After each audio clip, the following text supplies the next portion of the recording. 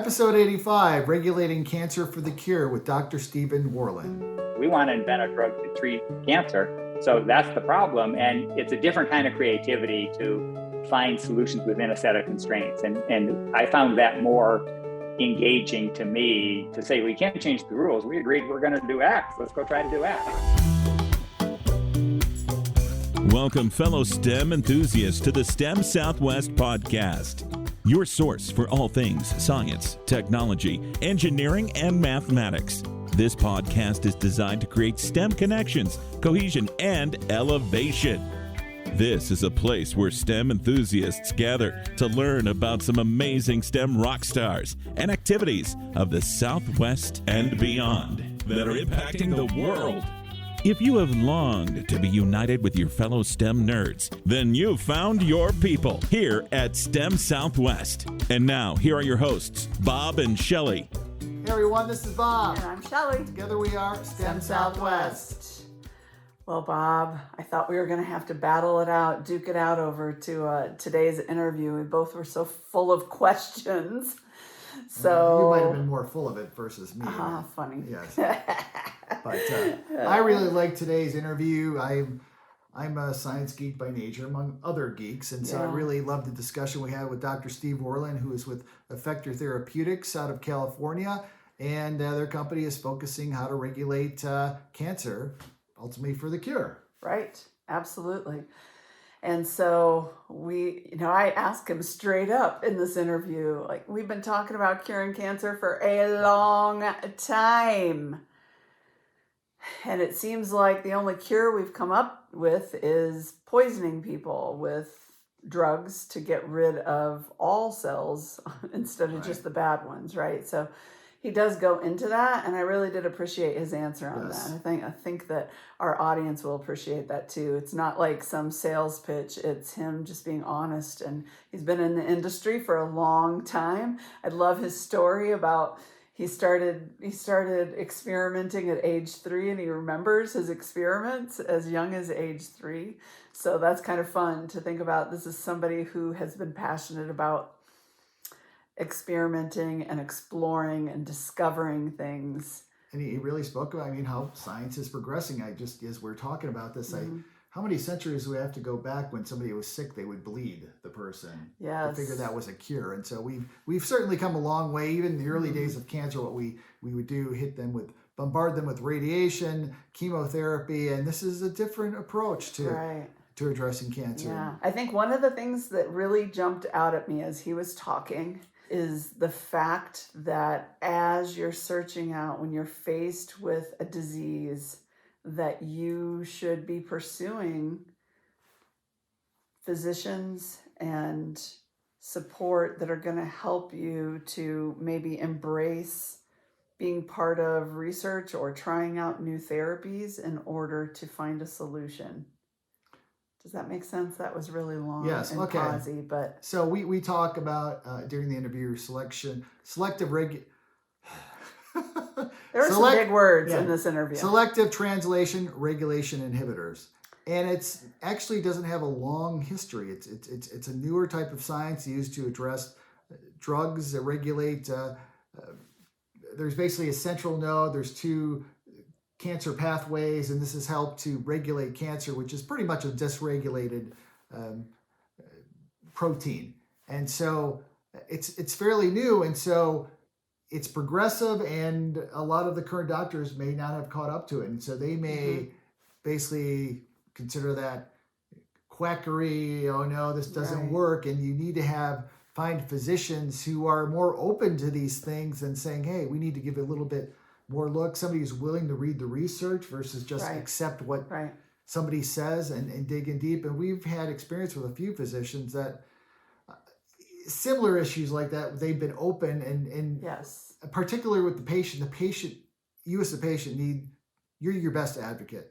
And so don't necessarily accept, you need to go out and find that doctor that's going to listen to you, know that you've done the research and is willing to work with you and find out a cure or solution for your issue. Right. And I think especially when it comes to therapies and finding new treatment ideas, like you think about just being a doctor, that I remember one of our doctors that we dealt with during a really difficult time she just shared with us that, hey, you are going to become the expert on this disease because I don't have the time to become the kind of expert that your passion and your interest and just the situation that you're in are going to cause you to be. So I just want to share with our listeners too, like sometimes people think of doctors as the all-knowing with all the answers. And I'm not saying that there aren't some great doctors out there for certain, but I also think that we need to take ownership in our own care. And like you said, to advocate and to go out and search out what are some of these new things. And is it something viable or something that you could pursue for potential treatment to an illness? Yeah. So that's pretty heavy. But I think it's super important. I agree. I agree. Yeah. So on the not so heavy note, before we tune in, I just wanted to mention it is nearing time for the end of school, if it's not already the end of school for some folks, and summer camps are around the corner. Be greater than average. You know, we have an amazing lineup of summer camps. We just released our schedule this week. Camps will fill up quickly. So I just want to give you all the heads up out there to get on our website and sign up. We have some new summer camps. One in forensics. Have you ever watched a CSI show? Have you ever seen the chalk outline of a body and kind of using science to figure out what happened? That's it. Using science to solve mysteries, right? So that's what forensics is doing. And you know, myself and our youngest daughter are big crime scene TV show fans. Yeah, hopefully not the people that commit the crime. You actually No, watch the show. right? Solving the who committed the crime. But you know, I'm super excited because we have a guest instructor, and she was actually she's doing it for helped years. us. Yeah, and she helped her and I work together to start our robotics program. And so she is an amazing instructor. We have that. We have esports that we're launching this summer. I don't know, what's that? I'm old. I don't Esports, understand yeah. that. So electronic sports, that's what it stands for. And basically it's competing in video game like competitions across the country. So a lot of schools are now having esports teams, but there's a whole lot of science and planning and strategizing that goes behind it. There's a lot of skill building with being able to stream live, and how do you do that, and who's the announcer, and how is it exciting? So that's going to be very fun. And I am pretty certain that colleges offer scholarships for this, and they have competitive Yes, they teams. do. So they do, and it really is a real thing to have a career as a gamer, right? Like there are many people out there, maybe much to the chagrin of lots of parents, who might not think of that as a serious career, but there are people that are pursuing careers in that way.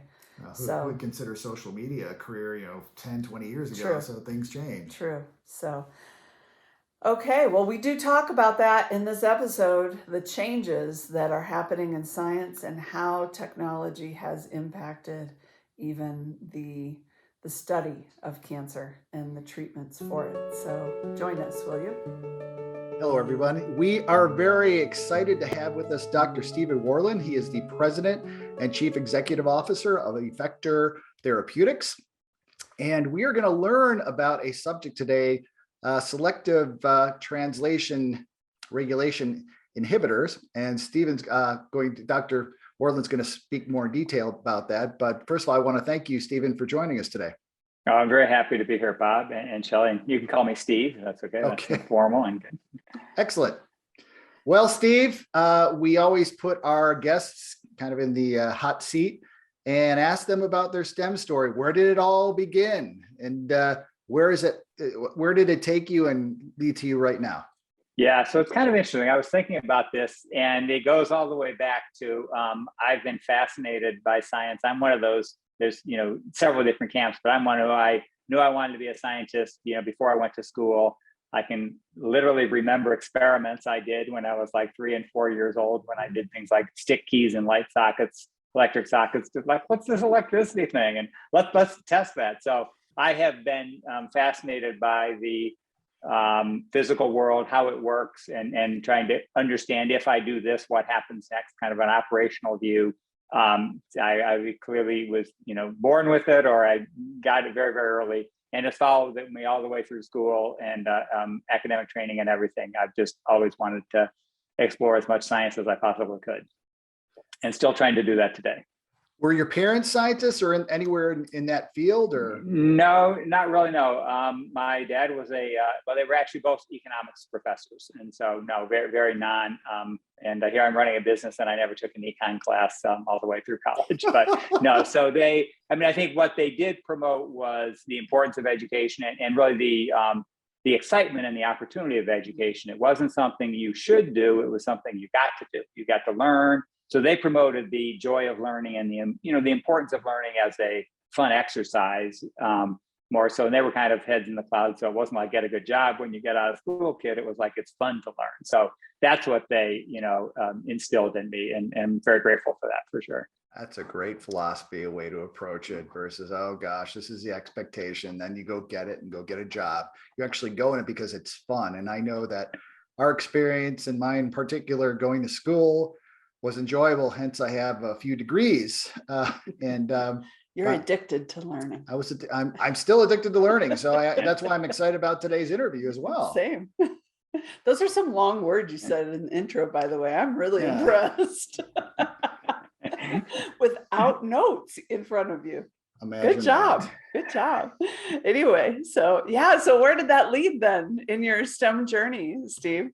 Yeah, and so kind of as I mentioned right from the get-go, interested in science. I always try to get as broad a array of different types of sciences as possible. I was in college one time and took a class called biophysical chemistry. And my girlfriend made fun of me. She goes, "You don't even know what that is, but it just has every science name in the title of the course." And I went, "Yeah, you're right. That's why it's exciting." So I've always tried to find the interfaces where different disciplines connected together with each other and forge connections, and boundaries are, were, I think, often artificial. That's become much more recognized now. Interdisciplinary science is much more welcomed, and kind of, people try to teach it that way. I had to go out and bounce around and take different courses and try to create that. But so that led to again, wanting to learn as much as possible, and learning at the interface is always kind of where two disciplines come together, is where interesting learnings often happen. So I did all of my academic training, really assumed that I would probably be a college professor, and then came out to La Jolla, California. And as I was kind of getting the academic thing going, I was also working at a biotech company that the Academic Institute had spun out as a way to create an endowment for themselves. And believe it or not, that actually worked. And within a couple of years, with a foot in both camps, I found I loved the applied industrial side of science much, much more. And for a couple of reasons, there was a whole business side whose job it was to find resources and put them at my disposal to do experiments, didn't have to write grants. And then I also, there's two kinds of creativity. There's probably many kinds, but one is kind of boundless, curiosity driven. I'll go where, an interesting insight takes me. I found I like to say, you have to solve this puzzle.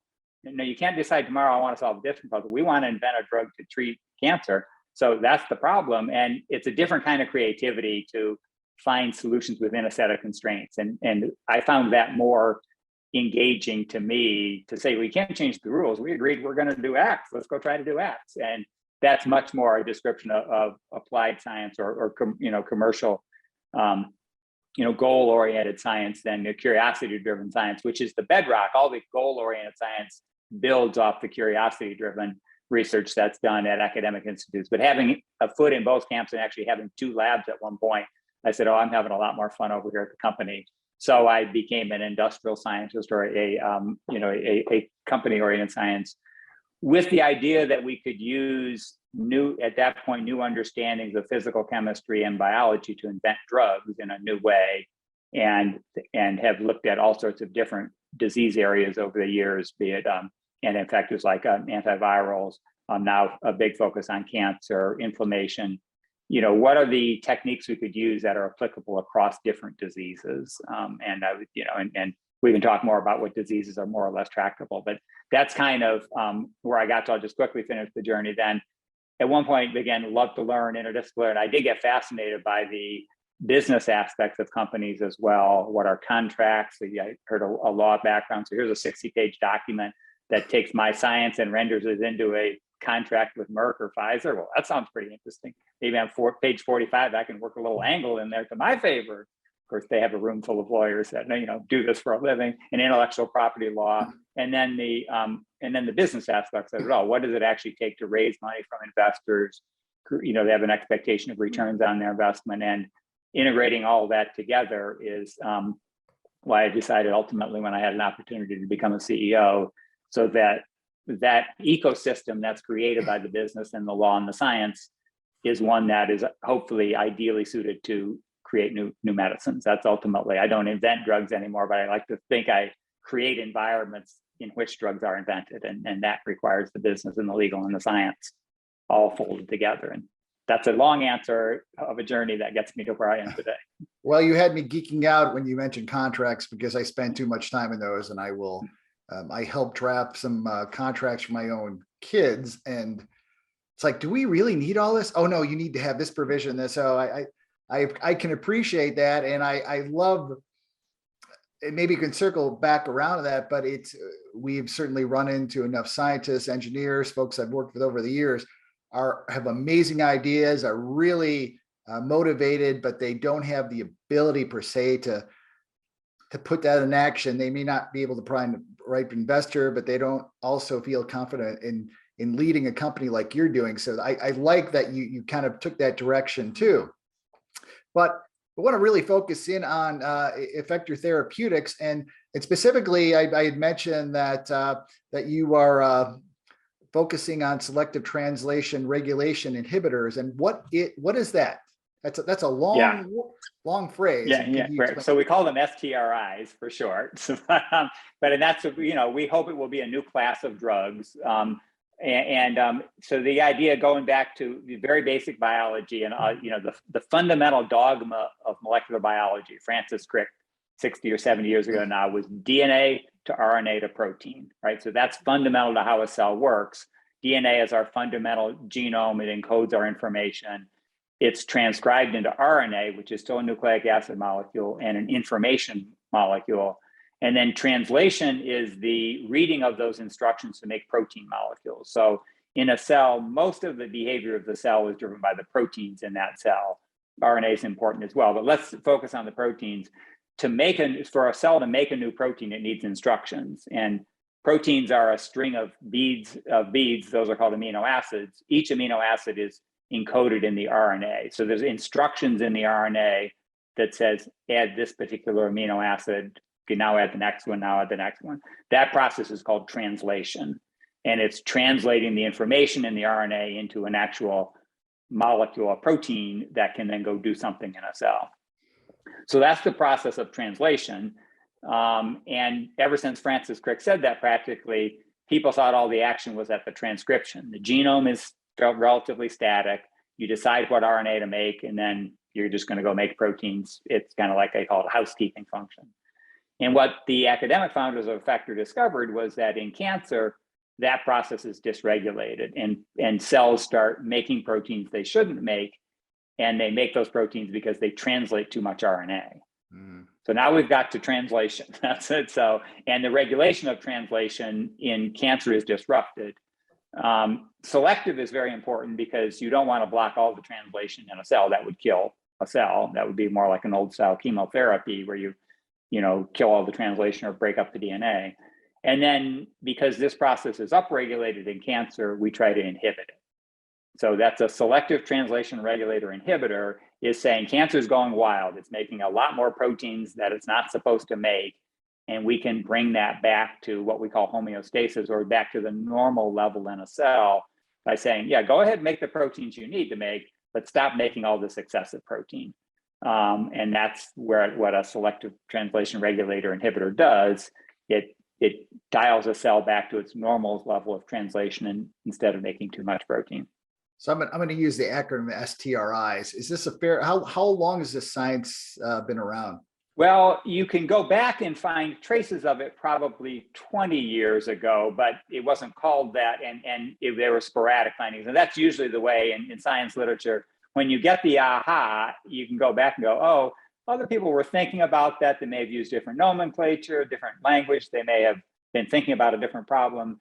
But I think seriously, it was about 10 years ago. In fact, I'll just digress for 1 second in terms of starting the company. I literally got to the professor's office the week that the paper came out in Nature, a very prestigious journal, online. So it wasn't even in the print copy yet. And I, by random chance, happened to knock on his door the week that his paper declaring all this came online. And we started talking. He goes, well, hey, I got some cool stuff. Let me show you. And pretty quickly we said, hey, this is a new way of treating cancer. We should form a company so that we can take this as far as we can in a therapeutic format. So about 10 years ago was really when it first kind of burst onto the scene in a high profile paper. Excellent. Interesting. Sorry. I'm kind of going with, I know. I'm sorry. like, hey, I want to ask a question too. Okay, one more. Okay.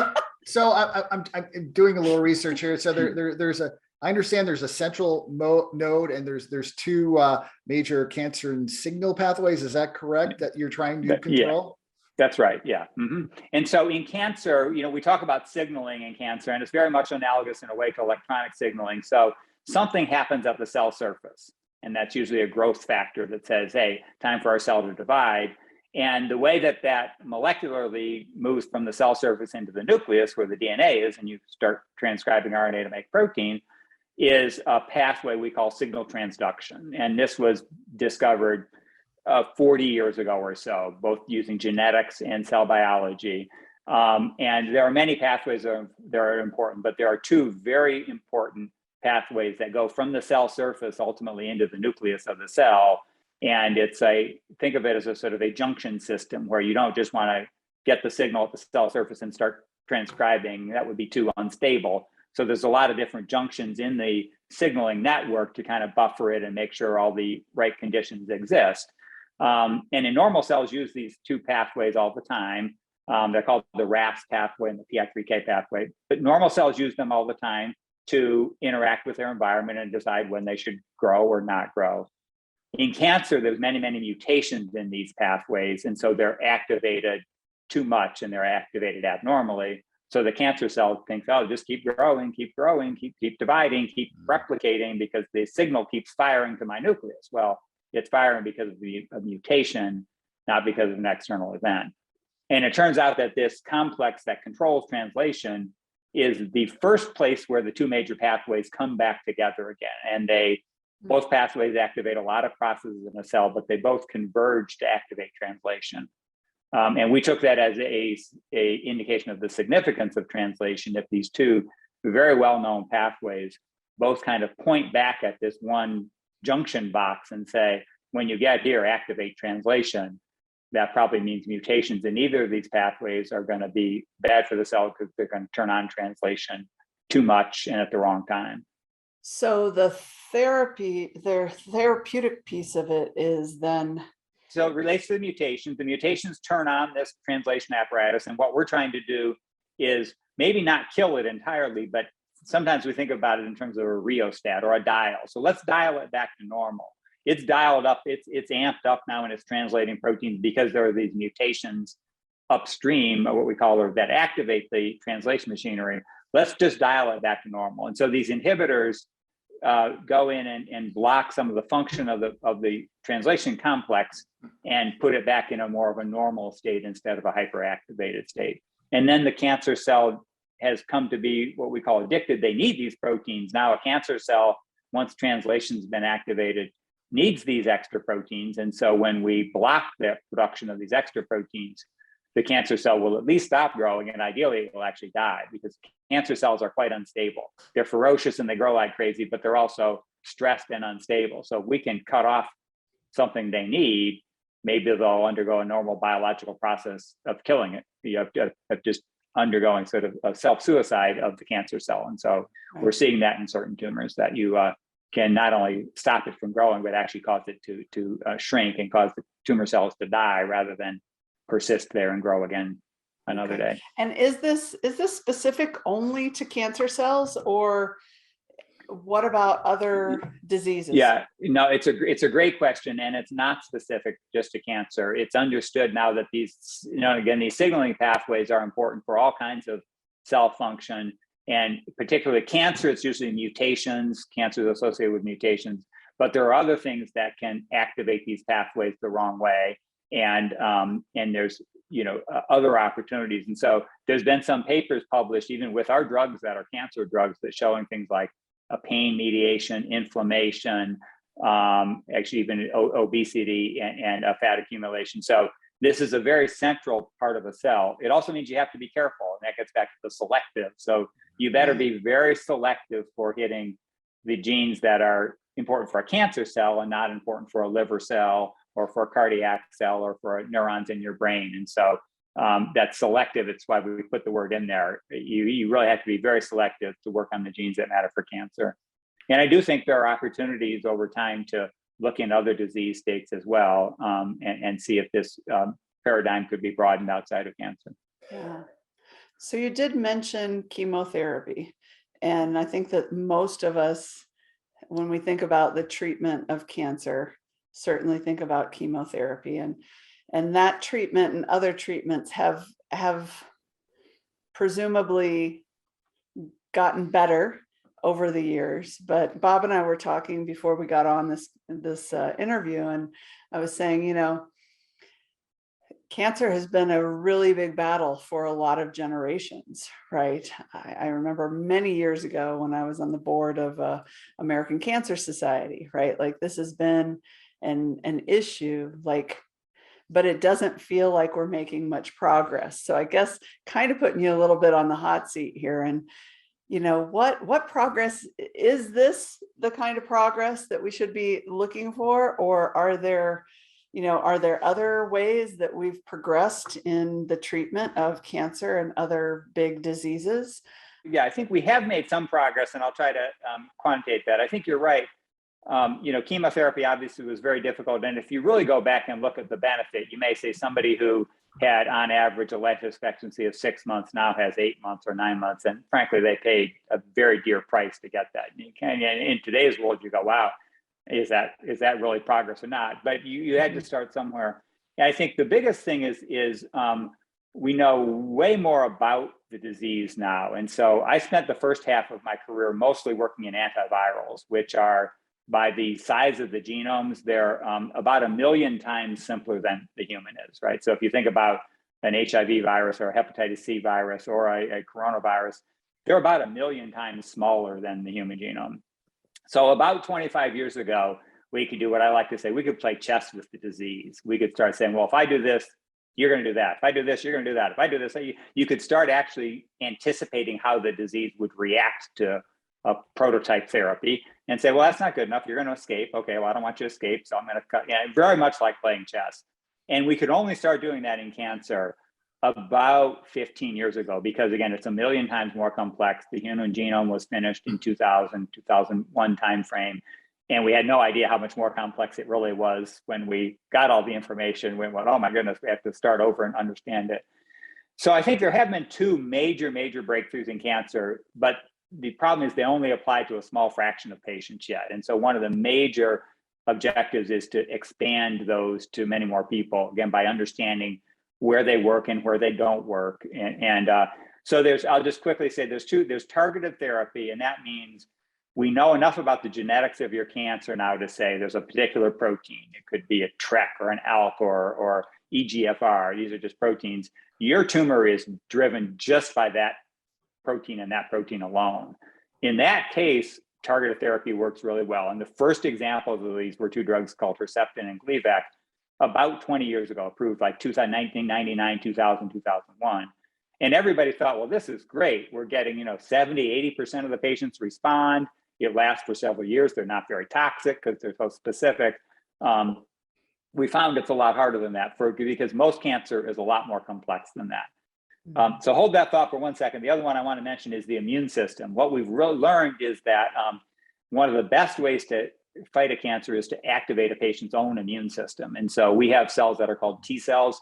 they're the best cancer therapy you can have. If you can get your own T cells to go after your tumor cells, that's what T cells are supposed to do, is get rid of foreign matter or disrupted cells. And so I'll give you an example. In lung cancer, particularly non-small cell lung cancer, there's about 20% of the patients who were treated 10 years ago have been off therapy for 10 years and they have no trace of their cancer at all. So that's remarkable. That's even more remarkable than, I think, the targeted therapy.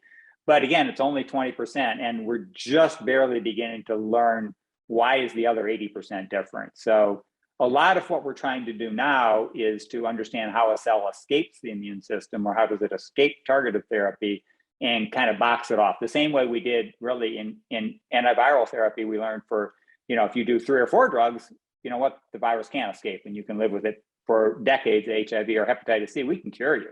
We give you 3 drugs for 12 weeks in hepatitis C, you're probably going to get cured.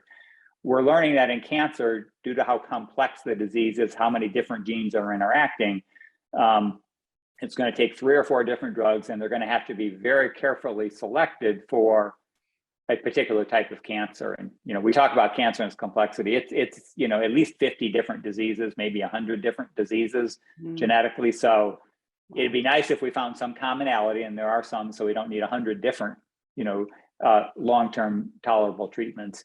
But so I think we're making progress, but we're still at the point of learning all the moves of their chess pieces. The opponent's chess pieces are very complex, and cancer's devious and it tries to escape all the time. So I would say we know most of the pieces and we know how they move, and we're starting to put our pieces on, so we're, to finish the chess analogy, we're in a mid game right now. We're not in checkmate yet, but we're not figuring out how the pawns and bishops move on the board.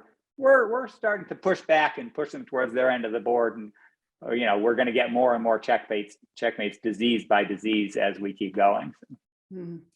Well, I am a chess aficionado, so I love your how you related to that. And I was thinking about what the selective translation regulation inhibitors. Have you identified any particular drugs, battery drugs? How are you treating this right now?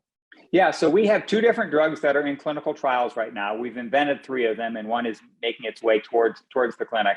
2 of them we're testing in the clinic right now, and one of them we call it tomivasertib, or we call it Tommy for short. So Tommy's easy to say, Tommy. We're combining it with one of these immune enhancing drugs. And so I mentioned that cancer is devious, and if you activate the immune system, it works great for 20%. It works for a time for another 40 or 50%, but then the cancer escapes the immune system. So we're doing a trial combining our drug candidate called Tommy with one of the leading immune enhancing drugs called Keytruda, and hoping that now patients can stay on longer. Instead of getting a year's benefit, now hopefully they can get several years of benefit if the drugs really work well together. And that kind of combination therapy is where everybody's going. And then the second one, just to finish, is called Zotadefone. We call that Zota for short. So Tommy and Zota kind of sound like, Jetson kids or something, but Tommy and Zota are our kids running around the space park here looking to treat cancer. And in Zota, we're particularly interested in breast cancer, and a particular type of what's called ER positive breast cancer, which is 60 or 70% of breast cancer. And just getting some early findings there. Very exciting about Zota in that cancer type. Yeah, as far as breast cancer, I was thinking about you're testing this, I assume, through clinical trials, correct? That's right. Yes. Are you looking for any particular type of cancer patients? I assume breast cancer is one of them, or? Right. So breast cancer will be one of them. And then we even, define it further. Yeah. And I mentioned before, the genetics is so important. And so ER stands for the estrogen receptor. So, breast cancer is often driven by estrogen and signaling from that pathway. And so if you have, if that cancer cell has the estrogen receptor, it's probably being driven by estrogen signaling. And that's, a aberration, a hijacking of the normal signaling that estrogen should be happening. And so that's a way to define cancer. You can get even more specific and say, does it have the estrogen receptor and another marker like FGFR? So we want to be as specific about the cancer as possible. And then you have a much better chance of saying, well, our drug might work here. And, for a different genetics, no, they're going to need to find a different drug for that. So we're trying to be quite specific about the types of patients. And those are often called biomarkers now. So a biomarker is a way to flag a cancer cell and say, well, you look like this. You like to wear a green hat and purple scarf, and you're wearing a vest. That means if I have an anti-vest and an anti-scarf and an anti-green hat, I might just get that cancer cell. If you wear a sombrero and we have different accoutrements, you need a different drug to go after that. So we're trying to be as specific as possible, and we call those biomarkers now. And so cancer therapy and research is really moving in the direction of how can I characterize this cancer as accurately as possible, so I can say, okay, this drug ought to work for that cancer patient. And you know what, this other patient has a different set of markers, and so we'll look for a different drug there. So, and it's getting more and more refined as we learn more and more about how the cancer, complexity of the genetics works. Is there anything you can share specifically the outcomes of the clinical trials so far? Or? Yeah, sure. So for the first drug, Tommy, so we've done what's called a phase 2A trial. That's kind of a mid-stage trial where we took patients who were already progressing on their immune therapy, and we added our drug and just asked, could we keep them on the immune therapy longer? And the important thing here is the immune therapy is pretty well tolerated. If that fails, then they're going to go into some awful chemotherapy regimen, and it's going to be a struggle for more, there's not going to be a lot of survival benefit anymore. We're probably not going to extend their life. So in that case, these patients had been progressing on their, what we call checkpoint inhibitor. We added our drug, and it was in about another 20 weeks. And so that's 4.5 months or so. Not dramatic necessarily, but clearly a signal that our drug was working. And then we looked for a biomarker. And what we saw was that patients with a particular biomarker called PD-L1, they actually went on a year before they progressed. So they were taking therapy, the therapy failed, we added our drug, and now it worked for another year, even after the earlier one had failed. So that's very exciting when you find that kind of biomarker again. You're okay, we can focus on those patients. Maybe we can start talking about years instead of months. And so that was a phase 2A trial we've already reported out. Now we're in a randomized trial where we're taking patients before they progress, which hopefully it's a better time to add any drug, and doing the immune drug alone or the immune drug plus our drug, Tommy. And what we're hoping to see is that we can significantly extend the time that the two drugs together work compared to the immune drug alone. Wow. So yeah, as you were saying, there's 100 different kinds of cancer, right? Yeah. Or more, right? It's 100 different diseases. We call it under this big umbrella, right, of cancer, but it makes sense that you need to really target those things. And it's encouraging to know that you can use those biomarkers to do that and have a real, gain real understanding. And, we can treat this way, and we need to treat this other kind this way, depending on what that is. So maybe I'll give you, if I may, for a second, just to like the long term is to, I'll use a business term, you disaggregate and then reaggregate. But so for these immune enhancers, what we're learning is that they sometimes work across several different tumor types. Mm-hmm. And so they only work in 10 to 20% of the patients, but the same drug that works in lung cancer will work in many other times. The one drug has 20 different cancer types that it's approved in now. Actually, no, they're up to 30. So as we take everything apart, you can also, and this is a great science challenge, can I kind of flip the whole system 90 degrees and look down a different angle and say, well, wait a minute, I could start picking off and reaggregating again. Because we can't really invent 100 different therapies, each one with 4 different drugs. So that's 400 drugs that all went through the FDA and all work beautifully and make a return for the investors. That's kind of an awfully hard challenge. So we also want to take everything apart and understand it in complete detail, but then ask how could we start putting it back together again so one drug could work across tumors. And what it really means is use a different classification system. So instead of saying anatomy, let's say, lung, colon, breast, melanoma, let's say susceptible to immune activation. And if I could define that in a molecular term, then I could enroll patients of all different tumor types. And we've had the first couple, that's called a tumor agnostic indication. We've had just the first couple of drugs now approved by the FDA that are in these tumor agnostic. So that's incredibly exciting, I think, both for the patients as well as intellectually, to say, I understood the system well enough. I took it all apart. And when I put it back together, I looked at a different angle instead of the angle I took it apart on. And look, what, and so that's exciting to think you understand a system very well when you can take it apart and put it back together and see an insight that you didn't see when you were taking it apart. So we're getting here in cancer, but it's going to take many more years before most patients will benefit from this type of understanding of therapy. So I was kind of curious. You said FDA approval. How long did that approval take? Well, that was fairly quick from the first introduction. Probably, quick in our world, 5 or 6 years. Yeah. And that's compare that to an app that you have an idea and then you're on the market in 5-6 months, right? But a lot of drug approvals probably take 10 years of clinical trial. There's a very exciting class of drugs in breast cancer called CDK4/6 inhibitors. It took more than 10 years of trial and error in the clinic before it was discovered these are great breast cancer drugs. And they weren't really invented first with that in mind per se. So it often takes 10 years or more of clinical development because the human disease is very complex and you have to go carefully because these are new drugs. You have to think about patient safety first and then, patients who might benefit from the trial. And, in the lab, you can go to molecular experiments and blow everything up and put it back, you have no, duty of caution to the molecules. But with people, of course, you have to be very careful when you start. And the more radical and new your idea is, the more cautiously you have to move until you understand the risk benefit to the patients. Interesting. So while this is not related, my question is not related to cancer necessarily, it is related to the whole FDA process. And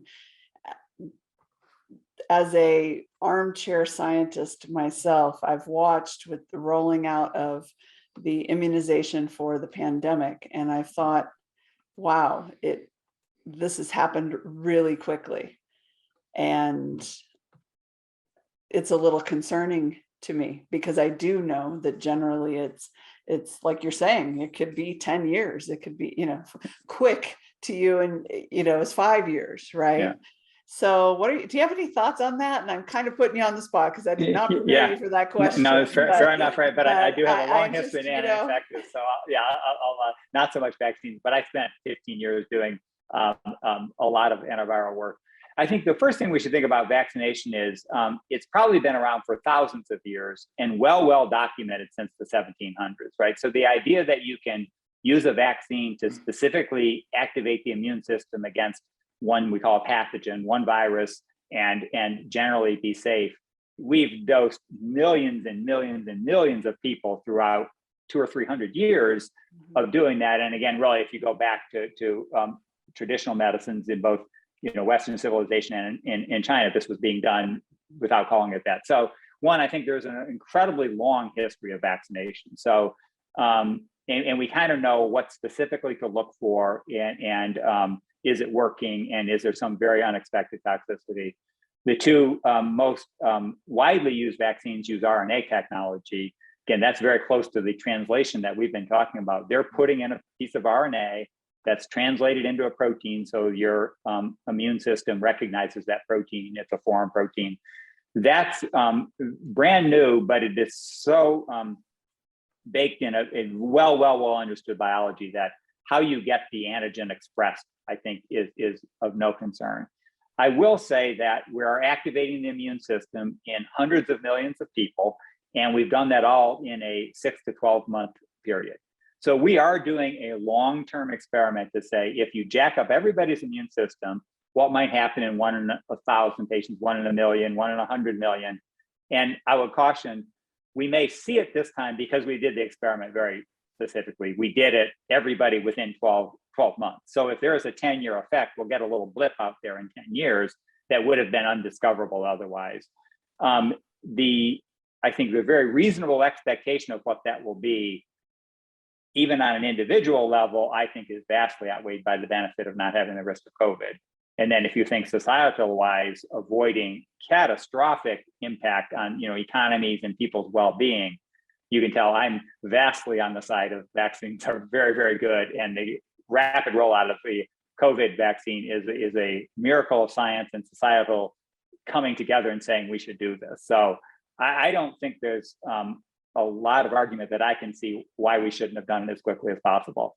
I will say that doesn't mean no one will ever have an adverse event to a vaccine. That would be, ridiculous to say. And we know already we've seen some. And I'll be very interested, curious to look 10 years from now. Can we detect a little blip in diseases that come from activating everybody's immune system at the same time. But still, to me, that's vastly better than having shut down societies with people, economically distressed, and how that impacts different groups of people so disparately. I'm all for the very rapid rollout of vaccination, and volunteered to give it in communities that were underserved, so I could get mine as early as possible. And so I wanted it as quickly as possible, and I wasn't going to wait till my turn came up. What can I do to get early in line? Is if you want to go stand out in the heat for 4 hours and help to vaccinate people who are otherwise not going to get vaccinated, we'll put you at the end of the line and we'll shoot you before you go home. So I'm a big fan. Okay. I appreciate that. So I want to circle around Effector Therapeutics, learn a little bit more about the company. You're based in California, the age, your leadership team, and number of employees, career options, because we have a lot of young people and even older people that are looking for options. And also, I was kind of surprised, taken back by your investor webpage. You have a very robust investor webpage, which I think is unique compared to other companies in your area, your field, and all that. So I'd love to hear more about that. Yeah, sure. So a lot of questions there. Maybe I'll start. So we're actually a very small company right now. We're only about 15 employees, if you can believe it. And I've watched the history of this evolve, where a company that I first started at 30 years ago, we would have had 700 employees at the company to be doing the same thing we're doing today. Now, a lot of those employees, as industries mature, you get more specialization. And so there are people who are really, really good at doing one thing. And they say, well, we're going to form our company around that. So we have both consultants who work with a few companies, but are very integrated in our programs. And then we also have other businesses who just do parts of the sort of R&D invention cycle for us and many, many other clients. So if you think about the footprint of all the people who work on our projects, it's probably more like 100 to 150, but only 15 of them get an effector paycheck, and other ones, work at another entity. And even so, that's many times fewer employees than it would have taken 20 or 25 years ago. So we have gotten more efficient in terms of the total number of people it takes. And also, if you're good at collaborating, I know this is one of the questions about how people working together. In today's world, one of the critical skill sets is how can you collaborate with people who work at another company? And I started coaching people 20 years ago. It's one thing to work with somebody and coach them and get the most out of them. If you essentially sign their paycheck, if you do their performance review at the end of every year, you decide what raise they get, you decide when they get promoted. That's a certain set of motivations. You're all going to need to learn to manage people that don't work at our company. And that you're going to need to learn to collaborate, understand what it's like in their world, what are their motivations. And so when you do that and you let a particular company specialize in one area, and we specialize in the particular area now, clinical development, the whole system does become more efficient. And so, you have to be very good at collaborating, and COVID kind of gave us a crash course. And you don't even need to go into the office. You can get on Zoom calls. You can do an awful lot of work if you can see people's faces and can establish a personal connection. Doesn't always have to be in the same room. So an example, we have people both in San Diego and in San Francisco. I hired some of the key management of the company, having never met them in person. And 10 years ago, I would have said, that's insane. But COVID was raging, and we said, well, if we're going to do this, we can't really even get on an airplane and fly to San Francisco yet. Okay, let's just, and so that does work. You asked sort of about the distribution of job opportunities as well. So we started, I mentioned the lab at UCSF, a lab, basic science, very early ideas. There you do a process we call discovery. So we invent potential new drug molecules. We're now in a phase of our development where we're testing those in the clinic. And so typically the age demographic, is quite a bit older in the development side than the discovery side. So discovery, you've just come out of your academic training, a bachelor's degree or a master's or PhD degree, and you go in the lab and you do lots of fun things.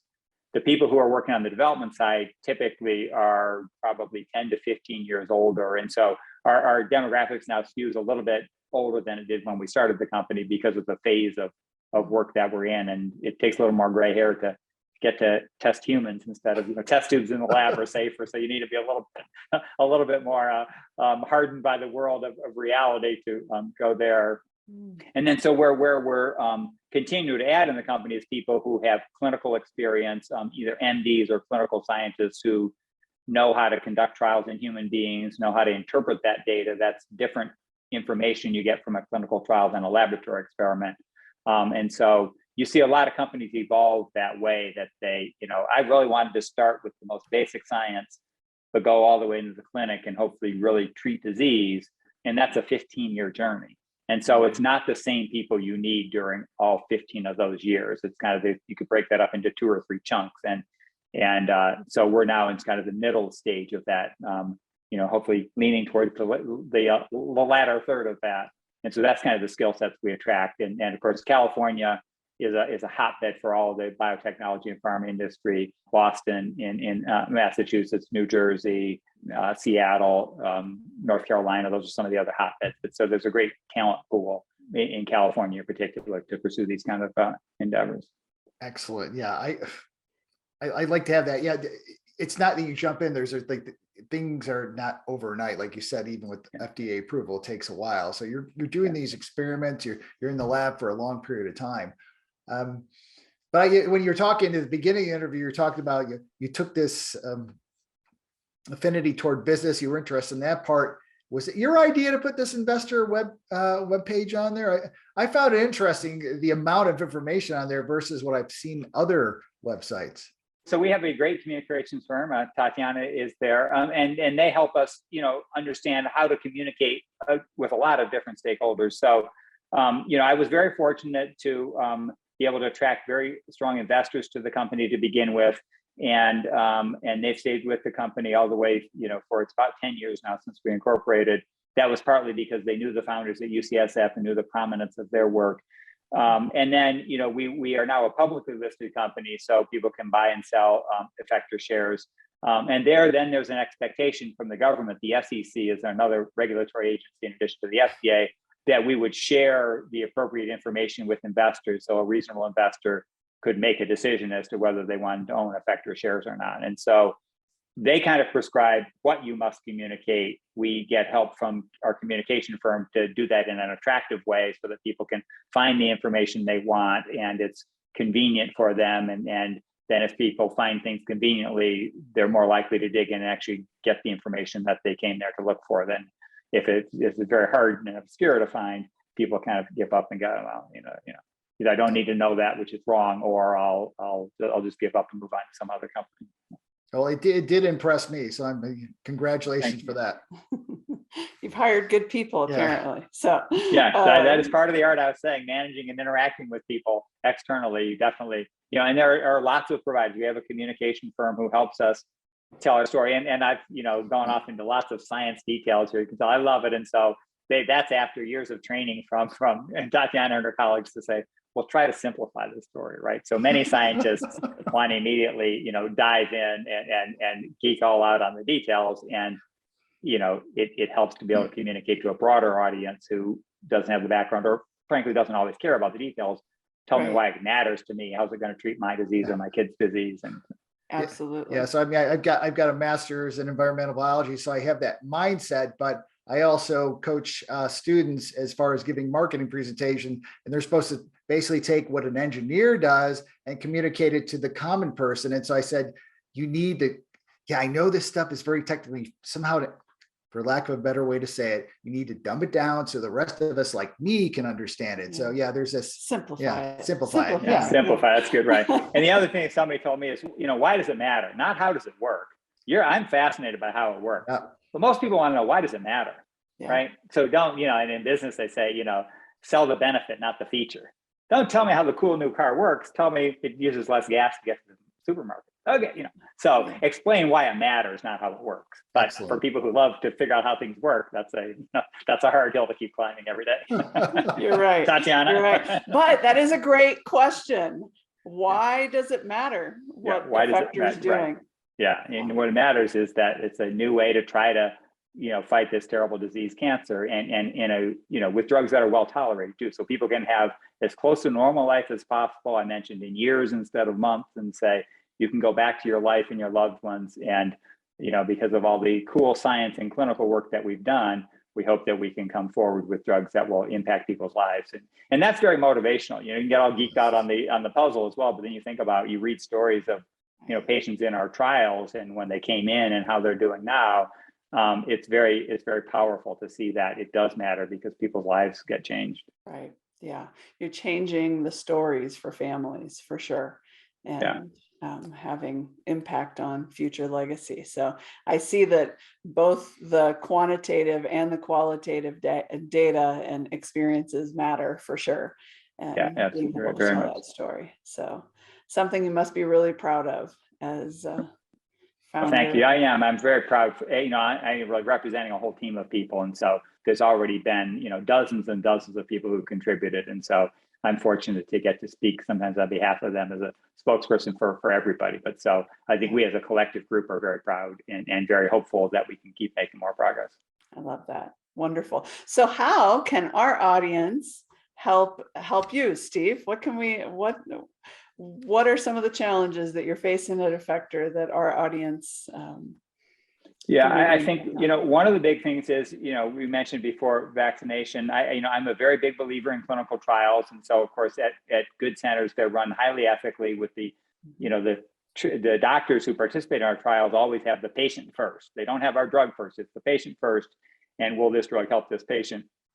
And how can we measure that? So I think, I hope people will understand that, you know, clinical science and clinical trials are for the benefit of patients and that they shouldn't be afraid of it. Of course, ask all the questions that you have and decide whether you want to participate or not, but people should view this as a opportunity to better treat their disease and not fear it, I think. And on our side and in the institution side as well, we have to get better at communicating again, you know, making it simple for people to understand and across boundaries that have limited access to information and you know, good treatment for way too long. But I think I was, you know, kind of grew up where science was held very highly in society in the 60s and 70s. It was, you know, it was thought of as the path towards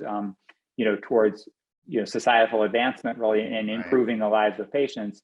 I think, you know, it didn't always work out and it wasn't always distributed equitably. And so, of course, there's backlashes. But I think that's very important to, again, just embrace that doing exploration on science and then really participating in that endeavor and finding a doctor who you feel comfortable with saying, I want to, embark on treatment of my disease in the most informed way possible is always better than, you know, out of either a lack of information or fear or not being given access to the opportunities, not following a science-driven approach to treating your disease. So that would be one of the most important things, I think. And I think that spreads, as we mentioned, you know, COVID, just broadly, again, embrace the what science can do, and frankly, and also demand that science's benefits be available to everybody. That's a fair demand as well, and I encourage your audience to fight for that as well, for access and for both participating in STEM and for receiving the benefits of the STEM. I think that's very important and will hopefully help us move back towards a acceptance and excitement about science. And then for themselves, or if they have kids, embrace I want to learn. I want to find out how things work. And so instill that and encourage that as often as you can in yourself and in everybody, your children, your parents, your siblings, whoever you can influence. There's a joy to learning and share that with people and instill that in as many people as you can. I love that. Thank you. Thank you. And so if folks want to get in touch with you, what's the best way to reach out, Steve? Yeah, so I think they can go to our website at Effector, and there's a way there to contact us, and it's monitored regularly. It's not some dead box no one looks at, and so they can send an email to, I think it's information@effector.com or something like that, and we monitor that every day. And so we love to engage with people and help share why we're excited and see opportunities to have people sharing that excitement. Wonderful.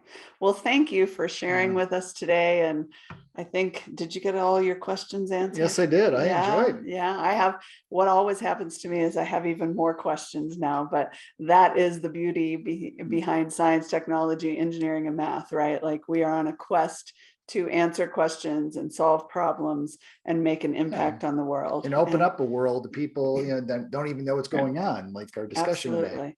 Absolutely. So thank you for joining us, Steve, and we appreciate your time and especially appreciate your research and the work that you're doing and the impact that you're having on a disease that has devastated, I'm sure every person that is on the face of the earth knows someone who's been impacted by cancer. And so thank you for your work in that area. Well, thank you for the chance to talk today. It's been very fun for me as well. Hey there, this is Shelley, and I am so glad that you have stopped by STEM Southwest. Can I ask a favor? If you've gotten some value out of our episodes, if you are just powered by nerd power and are excited about what we're doing, or if you're new to us and you've got just an interest, subscribe now and help us grow by doing that. Then take a moment and give us a review on iTunes or your favorite podcast player, because we could use your support and help. We are trying to raise up an army of STEM Southwest supporters. And then last, think about sharing our podcast with your friends, your families, or even complete STEM strangers, because, it's all about making the world a better place and having more STEM rock stars highlighted and connected. Stop by our website if you're looking for resources, and you're going to find a lot of things that's going to grow over time. So continue to stop on in and join us. Subscribe now and support STEMSW.com.